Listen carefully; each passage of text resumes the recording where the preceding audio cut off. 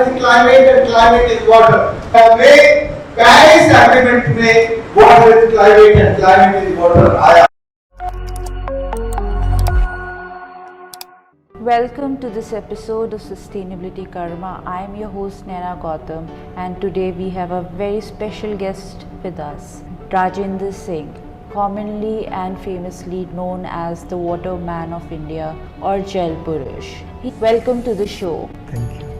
You have pioneered initiatives to build community designed and maintained rainwater harvesting structures. How did you envision the role of communities? I think the water is a very important, not for a single person. This is for community. And India is the greatest country where a successful community-driven decentralized water management. और अब पानी को प्रकृति की, भगवान की then मानते नहीं है, व्यापार की कॉमर्शियल वस्तु मानते। तो ये जो बदलाव आया है, इसके कारण कम्युनिटी ड्रिवन डिसेंट्रलाइज्ड मैनेजमेंट का जो मॉडल था इस देश में, सक्सेसफुल टाइम टेस्टेड मॉडल, वो अब फेल होता दिख रहा है। लेकिन जहाँ पर लोगों उस मॉडल पे काम किया है, आज केवल वही जगह सफल है। मैं इसका एक उदाहरण बता सकता हूँ। पिछले 50 वर्षों में तरुण भारत संघ ने न केवल कुछ जिलों में बल्कि देश दुनिया में जहाँ भी community driven decentralised water management किया, वहाँ community one hand conservation and other hand discipline use of water. So ये hand in hand conservation and discipline use कारण पानी का काम सफल हो गया। और मैं कहता हूँ कि हमने केवल कम्युनिटी ड्रिवन डिसेंट्रलाइज्ड मॉडल पर भारत में 23 मरी हुई सूख नदियों को रिजुनेट किया है। तो यदि इंडिया को पानीदार बनना है और भारत को एक सेल्फ सस्टेनेबल कंट्री बनना है, तो जो वाटर है वो एंट्री पॉइंट है, उससे काम शुरू करना पड़ेगा। वाटर की कंजर्वेशन का काम शुरू होगा तो भारत पानीदार बन जाएगा। You have been talking about water literacy. So what is the concept all about? The water literacy is a very clear. जो भी कुछ पानी मौजूद है, उस पानी को कैसे कंजर्व करें और कैसे कम से कम पानी में हम अपने जीवन को सुखी और समृद्ध बना के जी सकें। यदि हम सचमुच क्लाइमेट चेंज और ग्लोबल वार्मिंग की थ्रेट को एड्रेस करना चाहते हैं, तो हमें वाटर लिटरेसी के द्वारा climate change adaptation and mitigation का काम जैसे मैंने किया, ये कहने की बात नहीं है, ये करने की है। तो ये वाटर लिटरेसी के द्वारा ही संभव है। जब लोगों को ये समझ में आता है water is climate and climate is water, तो वाटर की कंजर्वेशन शुरू होती है और उसका डिसिप्लिन यूज शुरू होता है, तो हम लोग पानीदार बनते हैं। How will water impact the economies? देखो, मोस्ट इसके स्टेट राजस्थान, पर राजस्थान ने जिस तरह से अपना वाटर का कंजर्वेशन का सिस्टम बनाया, वो कंजर्वेशन का सिस्टम नेचर के साथ था। वो एक सेल्फ सफिशिएंसी की तरफ, हमारे पास जितना पानी है उसमें हम जिंदा रहेंगे। तो जब हम जो हमारे पास मौजूद है उसी में जिंदा रहने की दृढ़ इच्छा करते हैं, तो फिर हम पानीदार बन जाते हैं। यदि हम केवल दूसरों का पानी लेके आए, दूसरों से पानी खरीद कर पिए, तो फिर हम पानी की सेल्फ सफिशिएंसी या वाटर स्केर्सिटी से कम्बेटिंग नहीं कर सकते। वाटर स्केर्सिटी से यदि हम लड़ना है, कम्बेटिंग करना है, तो फिर हमारे मन में सेल्फ सफिशिएंसी मॉडल आना होगा। उस मॉडल के बिना संभव नहीं।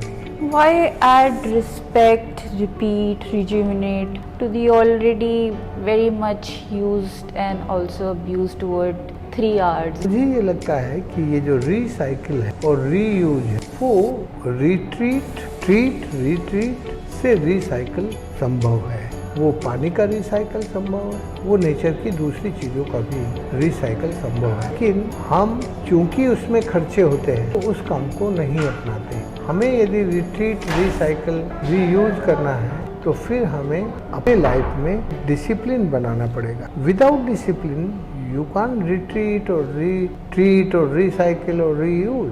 वो हमारी लाइफ के डिसिप्लिन से आते। तो जब हम इस बात के लिए कमिटेड हो जाते हैं कि हमें रिट्रीट करना है, रिसाइकल करना है और रीयूज करना है, किया जा सकता है। इसको करने में दिक्कत नहीं, इसको हमें ज़्यादा समय नहीं लगता पर साधन लगते हैं। तरुण भारत संघ के W3C जो लैब्स हैं वो gender gap in water solutions कैसे हेल्प कर रहे हैं? देखो, भारत संघ का जो वाटर लैब है वो हम लोगों ने बहुत ही नेचुरल तरीके से बनाया है। वो मशीनों का लैब नहीं है, केमिकल्स का लैब नहीं है। विदाउट केमिकल, विदाउट मशीन, हमने सबसे पहले जो हमारी अंडरग्राउंड जियो हाइड्रोमॉर्फोलॉजी है उसको हम उसमें जाके डायरेक्ट देख सकते हैं, समझ सकते हैं कि जहाँ कन्फाइंड वर्टिकल फ्रैक्चर होते हैं वहाँ लॉन्ग ट्री विद लीव्स होते हैं, और जहाँ अनकन्फाइंड हॉरिजॉन्टल फ्रैक्चर होते हैं वहाँ पर कांटेनुमा झाड़ियाँ होती हैं। तो हम वेजिटेशन से अपने इलाके की जियो हाइड्रोमॉर्फोलॉजी को से समझ सकते हैं। तो जो हमारी लैब है, थोड़ी टाइम लगा उसको बनाने में, बड़ी लैब है। लैब में 150-200 लोग जाके अंदर काम कर सकते हैं, समझ सकते हैं, सीख सकते हैं। तो इस तरह की नेचुरल लैब हमें बनाने की बहुत ज़रूरत है, और जो हमारी लैब है ये वाटर लिटरेसी बहुत मदद कर रही है। वाटर लिटरेसी को मदद की है, वाटर कंजर्वेशन और एक तरह से डिसेंट्रलाइज्ड वाटर मैनेजमेंट, इन सारे कामों को कर रही है। एंड ऑल्सो अगर हम जेंडर का कनेक्शन, तो women are more affected. Bharat में ना पानी जो है वो महिलारी था, महिलाएं ही संरक्षण करती थी, और महिलाएं ही एक तरह से बच्चे से लेके जन्म के मरने तक पानी के ज्यादातर संस्कार तो व्यवहार महिलाएं कर। तो जब पानी नहीं था तो सबसे ज्यादा स्ट्रेस और क्राइसिस महिलाओं की जिंदगी में होती थी। जो वुमेन ड्रेजरी थी वो इतनी ज्यादा थी कि उन्हें मीलों मील जाके पानी लेके आना पड़ता था। तो उनका टाइम भी वेस्ट होता था, उनकी एनर्जी वेस्ट होती थी, और उनकी जो लाइफ की लग्जरी थी वो बिल्कुल खत्म हो रही थी। तो हमने पानी का काम करके वुमेन की जो ड्रेजरी थी उसको खत्म करके उसकी जीवन में लग्जरी आई। और जब वुमेन की लाइफ में लग्जरी आती है तो वो कॉमन डिसीजन मेकिंग प्रोसेस में बहुत तेजी से इन्वॉल्व होके डिसीजन मेकिंग प्रोसेस में आ जाती है। और जब महिला की जिंदगी में केवल ड्रेजरी है तो वो डिसीजन मेकिंग प्रोसेस में इन्वॉल्व नहीं हो सकती। So sustainable development goals are also हो नहीं सकता। देखो, सस्टेनेबिलिटी करनी है तो आपको अपनी जो जेंडर सेंसिटिविटी है उसको समझना हो। नरिश करने वाली तो वुमेन है, इसलिए मेरा जो स्लोगन है वो है नीर नारी नदी, वाटर वुमेन रिवर। ये ही नारायण है।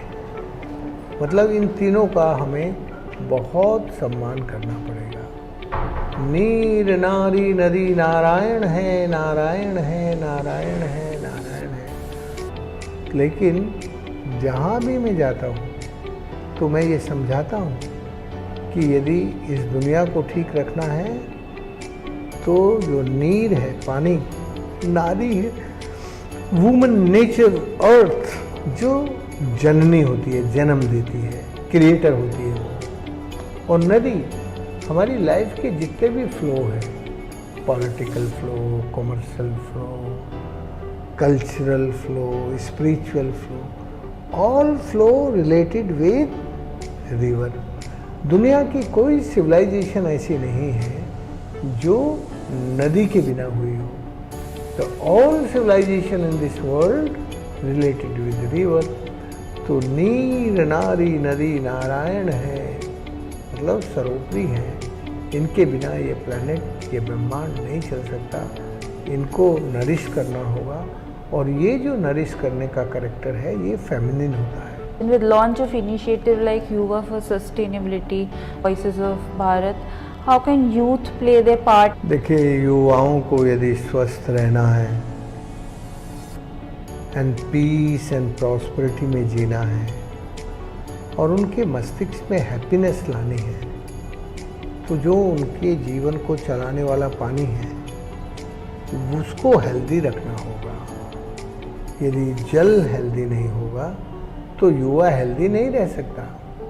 और अब मेरी इस उम्र के जो 70 साल के लोग हैं वो तो अब क्या करेंगे, कितने दिन जिएंगे, 30 साल जिएंगे, लेकिन युवाओं को तो 80 साल जीना है, 80 ईयर। तो उनकी ज़्यादा रिस्पॉन्सिबिलिटी है अब पानी को ठीक रखने की। वो यदि पानी को ठीक नहीं रखेंगे तो वो भी ठीक नहीं रह सकते। इसलिए मैं भारत के युवाओं को और दुनिया के युवाओं को हमेशा यही कहता हूँ कि ये दुनिया अब तुम्हारी है। तुम इस पानी को, प्रकृति को प्यार करो, सहेज के रखो।